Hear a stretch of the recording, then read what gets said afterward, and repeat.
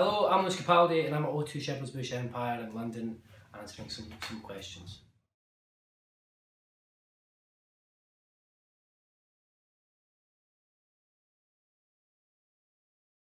But it's just mental. It's just, I think it's like the biggest kind of first few days I've had on a song since I released my first song, Bruises, last year. So it's cool, man. I don't know. We put it out on Friday. Well, it was premiered on Thursday on Apple Music, and then came out Friday. And yeah, it's just gone from strength to strength. And I think it's maybe something down to the fact that it is just that piano and vocal thing that I first started. That I kind of first started releasing music like when it was very bare and stuff. And I don't know. I think people just really like it, and I think I really like it. I think it's a really good song too. So it feels nice, and it makes me feel like I might not get dropped from a record label anytime soon. So that's all positives from that. Yeah. It's kind of about. It's weird because I only wrote it like 2 months ago or something, and it's not. 2 months ago I wasn't in a relationship, and now I'm not in a relationship. Oh, a year ago I was not in a relationship, so it's not like about a very specific thing, but it's just about a thing I think that I have, and I think other people have, where you don't want to necessarily, what's the word, fully kind of open up to someone or whatever you say. For me, yeah, it's about that thing, getting used to someone being around and finally being like, oh, this is amazing, and really letting yourself go on it all, and then them just kind of, yeah, fucking off, disappearing, and it's just like, where do you go for there? And I think, I don't know if it's definitely something I've dealt with before, and I think a lot of people I know have dealt with it before, but I think it's, especially nowadays as well, I think people find it harder to let their walls down, if you will. And yeah, that's what it's about, and it's a bit of a boo-hoo. I definitely thought when I was writing it, this is like, so I've got sad songs, and I was taking it to whole new depths of despair and sadness, and then naturally I was like, so it's a great song, fucking yes, there you go. But yeah, so I really like it.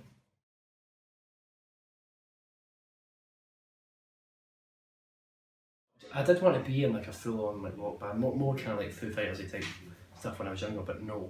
And no, the sad song thing was never. I never did it ever until I wrote Bruises, like ever. And it was just, and I still have. I mean, obviously still have fast songs and stuff and all, but content-wise, in the lyrical content stuff, they all do seem to be quite sad. Do you know what I mean? So I don't know exactly. I think I'm not a very emotional person in terms of like being. I'm very rarely sad, and I think that might be because I'm writing sad songs at the time. I'm like, oh, I've wrote a song about this, I feel a bit better now, perhaps. But to some respect, because I'm always thinking about, you know, my relationships that I've thingied and all the sad kind of things, because it makes for better music, I think. It's, at least lyrically, because I'm always thinking about it, I just think most of the time I'm like, fuck this, I couldn't be that sad all the time. Do you know what I mean? So I'm not very sad guy.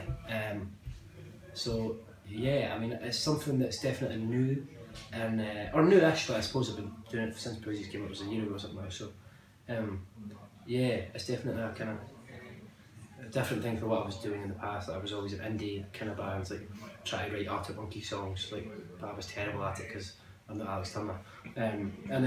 Yeah, so I think I do find that when I'm writing songs, they kind of go in like different phases. Like, so for 3 months I'll just love writing piano ballads and that's it, and then for like another 3 months it'll be just all like fast-paced stuff, and then and the happy songs, sad songs, kind of come and go. So yeah, and we do have loads of happy songs, it's just that we haven't released any yet, so we'll get to them, I'm sure.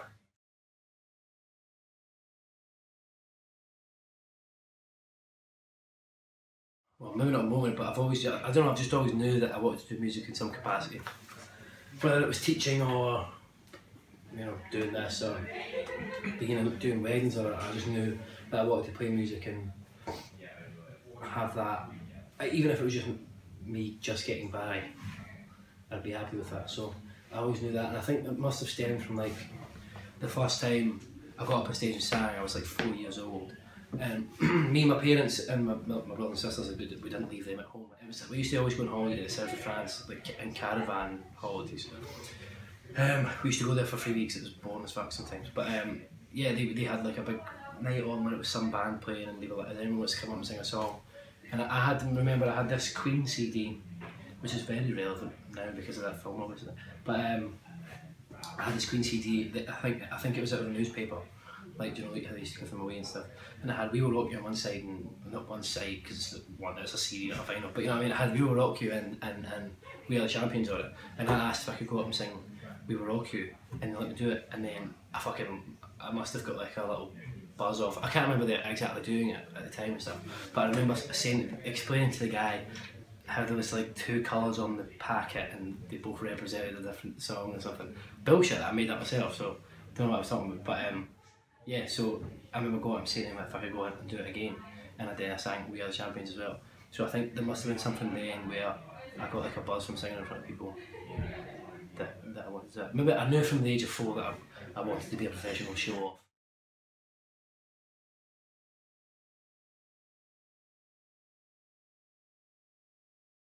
Anything that happens below the belt, above the knees, I'm quite happy to talk about it. I don't know, it depends, because I suppose it is like, I definitely have thought about like, oh, the people are going to see this and then be like, this guy's a weirdo, I'm not listening to this music or that, or he's just like, and I do think I need to be, I try and be careful about where I cross the 2 over. So we did like a funny video for my last single, Grace, and I think that's as far as I'd go in terms of bringing the 2 together. Because I think, yeah, I don't want people to just be like, Lewis Capaldi, he's fucking funny, over like, I like his music and he is funny. Do you know what I mean? There's so many like new singers and stuff now, and there have been for like a long time, where they don't really put the personality across enough. I think for me, I think it seems like it can sometimes feel a bit robotic, and I don't think it's their fault. I think it's just I think it's a very weird thing to be sat in front of a camera, or to have like thousands of people following you and reading what you're saying and stuff. So I can understand why people are a bit, I have to say these things, I can't say anything about that and stuff. And I did do that. If you go back and look at my posts a year ago, they're all very like, had such a great time doing this, and had such a great time doing this, and fucking the same bananas and shit that you see all the fucking, not to say that having a great time is like thinking, but it was the same post over and over again basically. I think it was just a case of me becoming like more like, I'm just going to fucking do whatever, I'm just going to say what I would say anyway. Because I did have Instagram and Twitter before, and I was using it hanging, and I think they were like, we've got to delete this stuff that you've said, when I was like 14, 12, from that age, you know what I mean?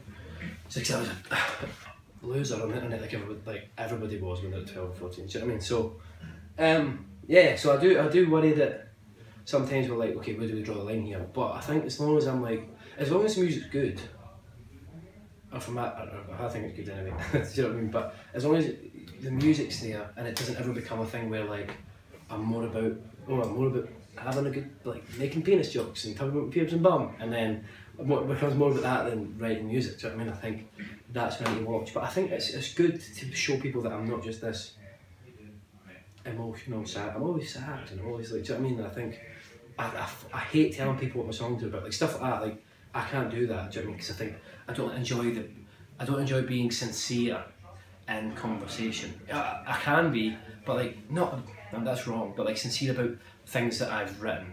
I'd rather say, oh, it's shite, listen if you want to. When people ask me what I sound like, I say, if you imagine like Adele, but she's not a guy, she's a lot less talented, that's me.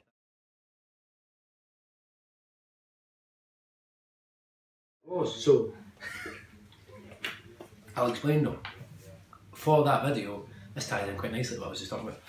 We were getting, so in, just for people who don't know, like, who I was watching this, when you do a video, you send out for like treatments, which is just basically people, you send the song out to directors and producers and things, and people come back with like ideas for a video, what you think would be good. And we were getting a lot through that were very like serious and sincere, like the song is. And they were, in which I'm not saying that's a bad thing, but we were getting a lot through like that. And it was like a case of me being like, having to imagine myself like essentially acting and like being like very somber to the camera and stuff like that. and I'd done it once before and I felt really uncomfortable doing it, but just not because of the video or anything, just because I'm not that guy. And I was like, I'm not going to be able to do any of these. And I kept saying no, and I kept saying no, and I kept saying no. And then the label were like, what if we were just going to send out, I can't remember the conversation came about doing something funny, but they said, we're just going to send out something, because I kept talking about that, I kept talking about how I just wouldn't do this, I couldn't see myself doing this. And they said, well, let's get something that's you. And I went, cool. And they sent out they just sent a link to my Twitter along with the songs and my Instagram, and says, come up with a thing for this. We don't mind taking the piss, obviously. And then I was watching Alan Partridge, and there's a scene, you know, where it's like the flashbacks, and he's doing the dancing, he's got the big cone breasts, he's lap dancing for Tony Hayes at BBC, and he's like, oh, I want a second shake, he's doing all that stuff, right? And I was like, we could just do something like this, and I just was like, well, let's just get me in a strip club, stripping, essentially, or being on a pole, but like, have it be like my sister was working on the bar, no, was working no, it was because working on the bar, because it was initially a different ending, was like working on the bar, and she was like, can you come cover my shift? And I go in and I assume that she's a stripper because it's at the strip club, and I go up and do a whole dance. At the end she was going to turn around and say, I work on the fucking bar, I don't strip here. But so I said that to them, and credit to them, because they're the ones that have to fucking pay for it. They were like, we fucking love it, let's just fucking do it. And they got a director, this guy called Louis Bozin, who actually I think he came up with one of the other ideas, and he was like, this is fucking amazing. And I was like, they were like, can you speak on the phone to him? And I was like, okay, whatever. And he was like, it's great, you know what it needs? And I was like, what? And he went, 4 topless guys dancing behind you. And I went, Louis, let's fucking do this, man. Do you know what I mean? And it was a case of that, so.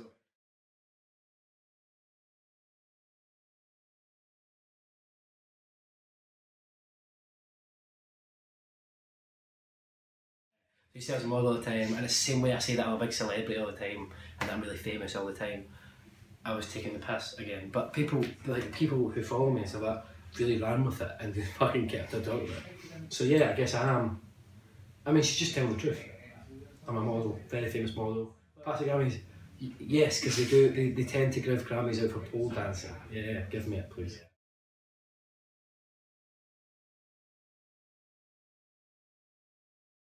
I mean, I don't know why people say that, because what they mean by that is not a good thing, do you know what I mean? But I mean, I don't care, because I do, I get it, I totally get it. But it's like saying like, oh, this guy just looks like, it doesn't, because everyone's so good looking on the television, it's supposed to be very good looking, that what they're saying is I am not. Which I suppose it's a double-edged sword, because I get it, and I do like the fact that, I mean, the average Joe off the street, like, I am just, I mean, no, I'm a very famous celebrity and all that.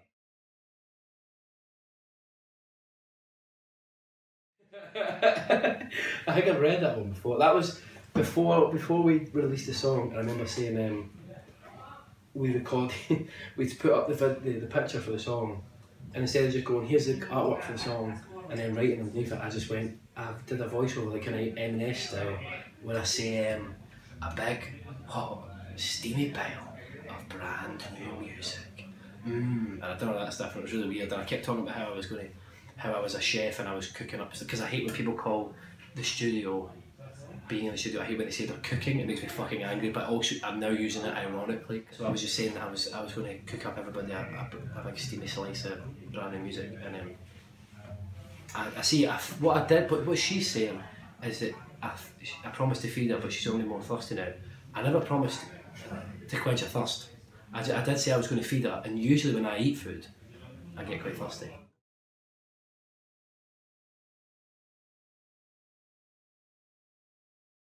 A beautifully bonkers cutie. I mean, that's definitely going to my Tinder bio. A beautifully bonkers cutie. I'm damn brave. I have been known to commit many acts of valour.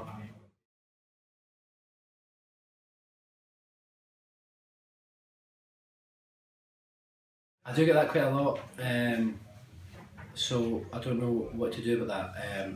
He's got a lovely voice, and yeah, he's an amazing singer, and he's also definitely a better singer than I am, because he can do all the like, do you know what I mean, all that stuff. So, but I mean, it's great, but I'm not as technically gifted as James Arthur, so it's actually an insult to James Arthur to say that, I think.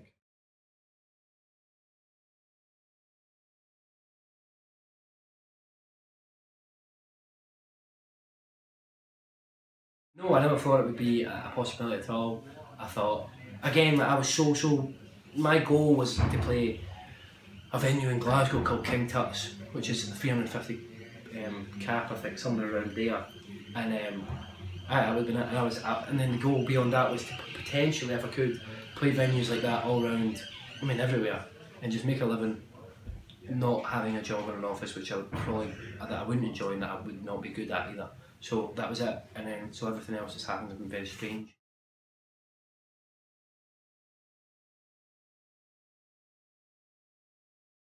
I mean, that tends to what happened, and you have to record an album and then release it, and then if it does well, good, and if it doesn't, you get dropped, and you have to, I don't know. This has ended on a somber note, so I'm sorry, but there'll be new music out soon, and then next year an album cometh.